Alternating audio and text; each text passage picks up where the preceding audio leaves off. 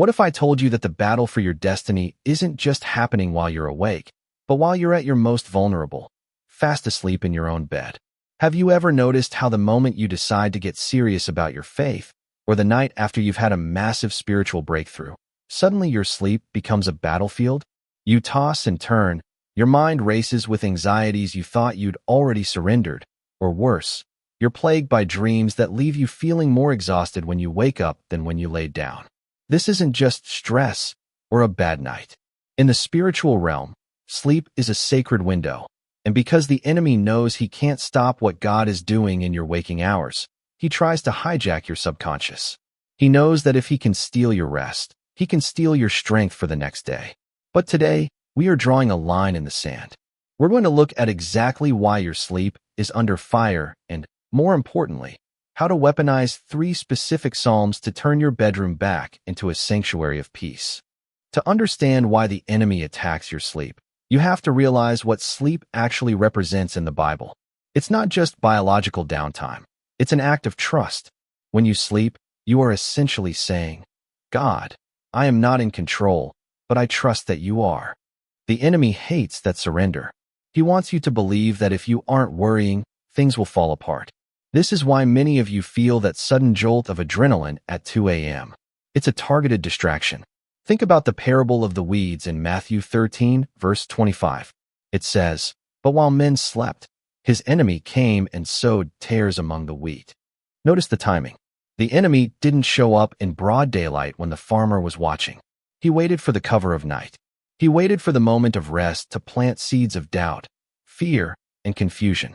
If you've been waking up with a heavy heart or a sense of dread that you can't quite name, realize that the enemy is trying to sow tares in the garden of your mind while you're off guard.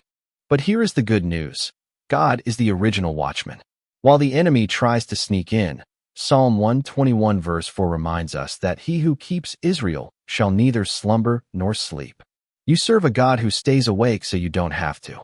The reason the enemy attacks your sleep is often because you are on the verge of a breakthrough, and he wants you too tired to claim it. A weary soldier makes mistakes. A sleep-deprived believer is more prone to irritability, doubt, and giving in to temptation. By attacking your rest, the enemy is trying to weaken your spiritual armor. But we aren't going to let that happen tonight. We are going to start our defense with the first weapon in our arsenal, Psalm 4. Imagine David writing this. He's surrounded by people who are slandering him, people who want his crown, and the weight of a kingdom is on his shoulders. He has every reason to stay up pacing the floor. But look at what he says in Psalm 4 verse 8. I will both lay me down in peace and sleep. For thou, Lord, only makest me dwell in safety. This isn't just a nice poem, it's a spiritual declaration. David is saying that his safety isn't dependent on his surroundings, his walls, or his soldiers. It's dependent on the Lord. When you say this psalm before bed, you are reclaiming your right to rest. You are telling the spiritual realm, my safety is not my responsibility tonight, it's God's. If you've been struggling with insomnia rooted in fear, read Psalm 4 out loud tonight. Let the words vibrate through your room. Remind the enemy that your bed is a place of peace because the Lord has claimed it. The second reason the enemy targets your sleep is to distort your identity. Have you ever had those dreams where you're failing, or you're being chased, or you're back in a past sin you've already been forgiven for? That is a classic identity attack. The enemy uses the quiet of the night to play old tapes of your mistakes. He wants you to wake up feeling condemned rather than redeemed. This is why we need the second weapon, Psalm 91. This is the ultimate spiritual warfare, and it is specifically designed for the night. Psalm 91 verse 5 says, Thou shalt not be afraid for the terror by night, nor for the arrow that fleeth by day. There is a specific terror that only operates at night, that cold, creeping feeling that something is wrong. Psalm 91 is your shield. It tells us that when we dwell in the secret place of the Most High, we are under the shadow of the Almighty. Shadows are only cast when there is a light nearby. If you are in God's shadow, it means He is standing directly between you and the source of the attack. You are covered. Before you close your eyes tonight, I want you to personalize Psalm 91. Don't just read it, pray it. Say, Lord, I thank you that I am not afraid of the terror of this night. I thank you that your angels are standing guard at the four corners of my bed. Remember what we talked about earlier regarding angels? Psalm 91 verse 11 says he gives them charge over you. They don't clock out when the sun goes down. In fact, that's when their guard duty becomes most apparent to us. If you've been feeling a presence in your room that feels dark or heavy, start speaking Psalm 91. Darkness cannot coexist with the light of the Word. You aren't just hoping to sleep well. You are exercising your legal right as a child of God to be protected. Finally, we have the third weapon for those of you whose minds simply won't shut off. You know the feeling. The what-ifs start screaming the second your head hits the pillow. What if the money runs out? What if the kids aren't okay? What if the health report is bad? This is a spirit of heaviness trying to replace the spirit of praise. For this, we go to Psalm 3. Again, David is in a crisis. His own son, Absalom, is trying to kill him. He's literally running for his life, sleeping in caves and dirt.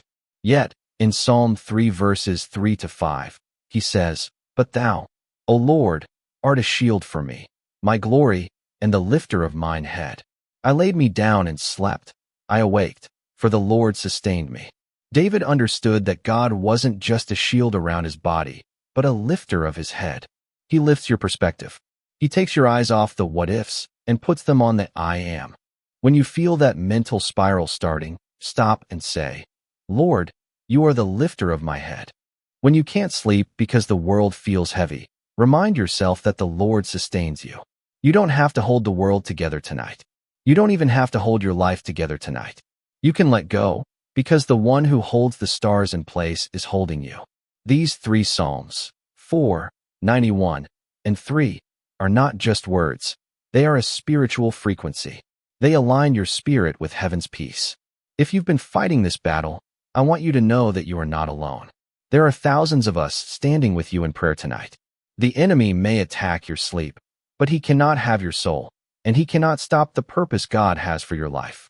Tomorrow is a new day with new mercies, and you deserve to meet it with a rested spirit. I'd love to hear from you in the comments. Which one of these signs have you been noticing in your own life? Have you felt that 3 a.m. wake-up call, or that sudden peace? Share your story below. You never know who your testimony might encourage. And if this message touched your heart today, please hit that like button and subscribe to the channel. We're building a community of believers who are tired of being pushed around by the enemy and are ready to walk in the authority God gave us. Subscribe so you don't miss our next deep dive into the Word. Sleep well tonight, dear friend. The watchman is on duty. God bless you.